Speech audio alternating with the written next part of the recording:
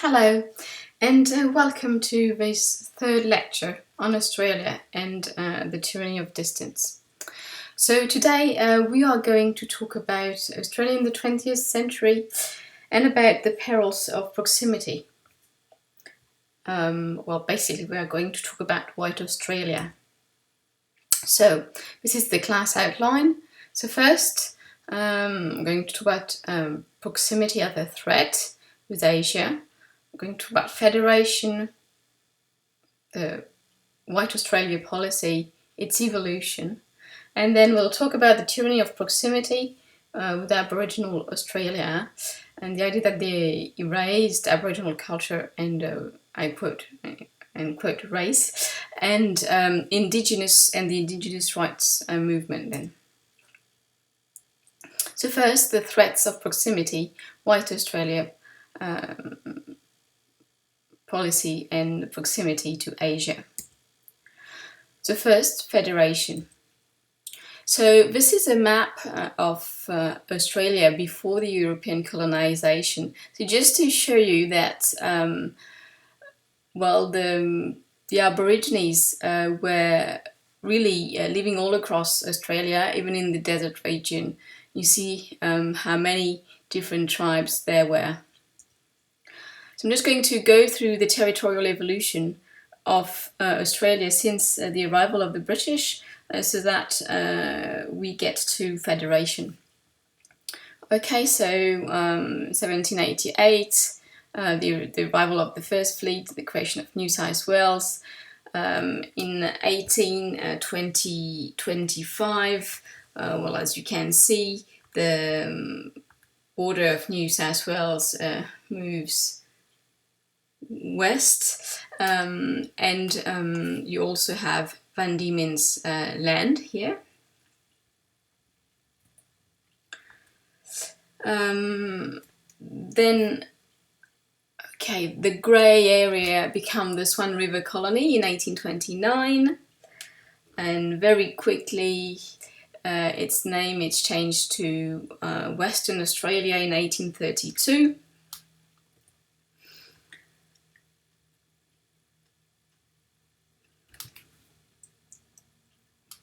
Then South Australia is proclaimed. Then you have Victoria in 1851, Queensland in 1859.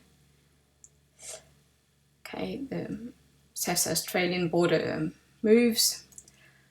There, and in 1863. So you have here the 6 Australian colonies as they were just before federation.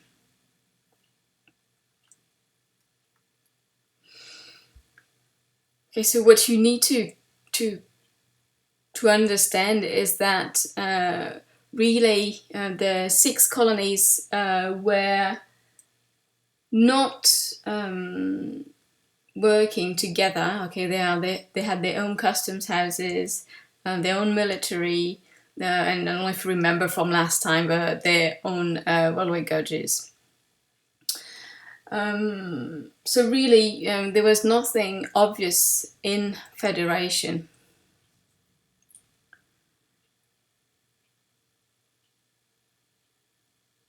It was not even a popular idea at first.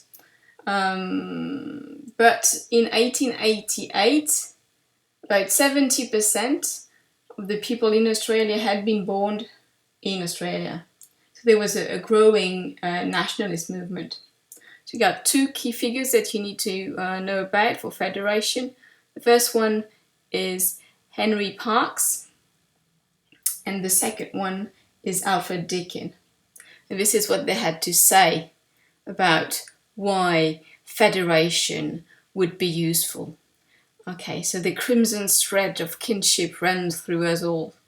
We know that we represent a race for the purposes of settling new colonies, which never had its equal on the face of the earth.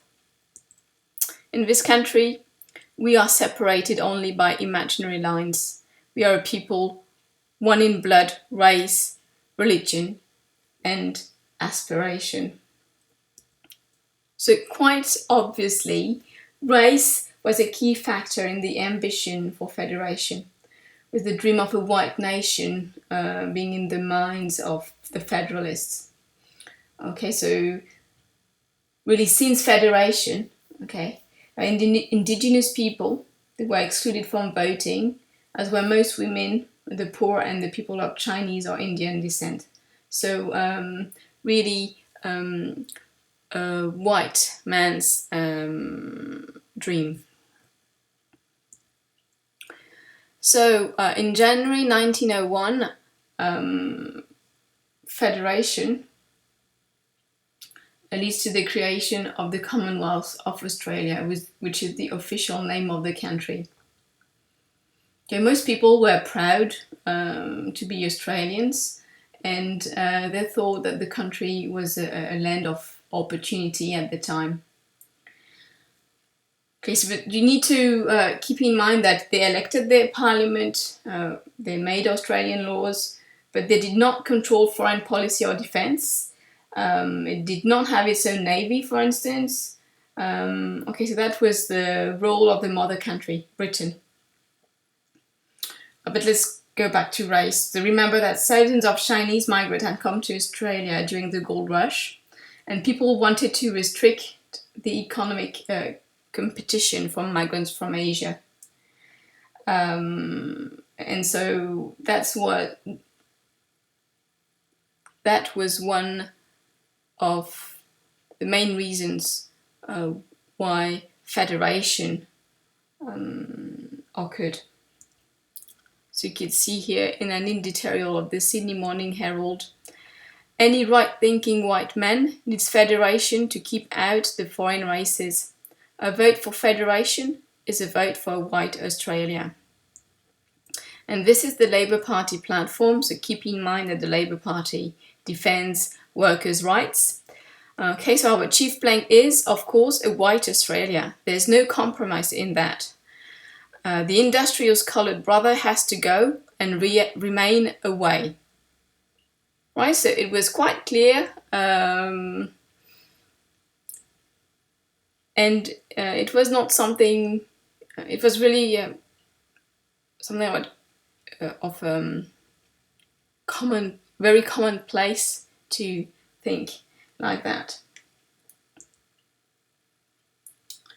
So one of the first pieces of legislation that was passed was the Immigration Restriction Act of 1901.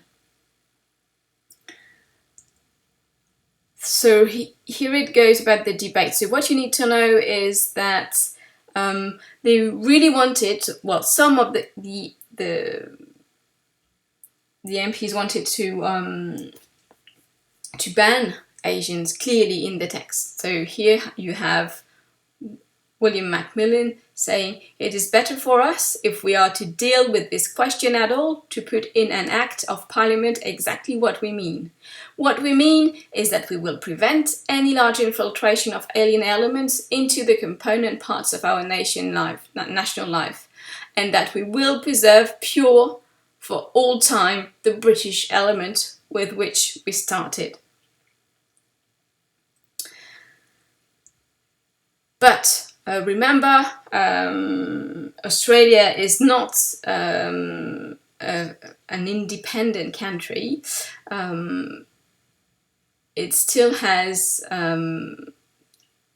important ties to Britain, and here is what the Prime Minister, Edmund Barton, had to say during the debates. So it is not a desirable thing in our legislation to make discriminations which will complicate the foreign relations of the empire.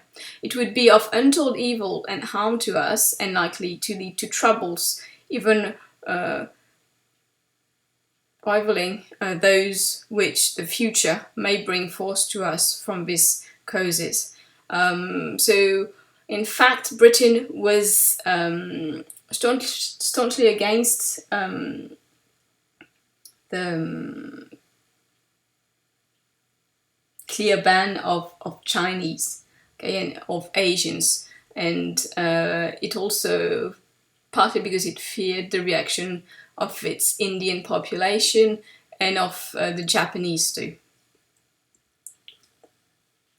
So what did they do?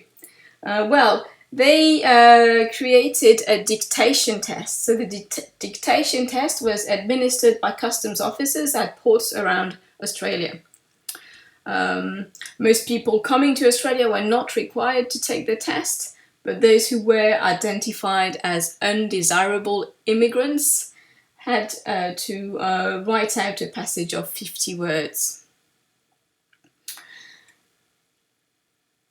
So what happened was that if the person spoke English well, okay, the test could be given in any other language. So what the customs officer would do is that if he didn't want the immigrant, he would just try as many languages as he could until he found one the immigrant couldn't understand. Okay, so because if you failed the test, it meant that you were refused entry or that you were deported. So in the early years, nearly everyone failed the test, and after 1909, no one passed the test.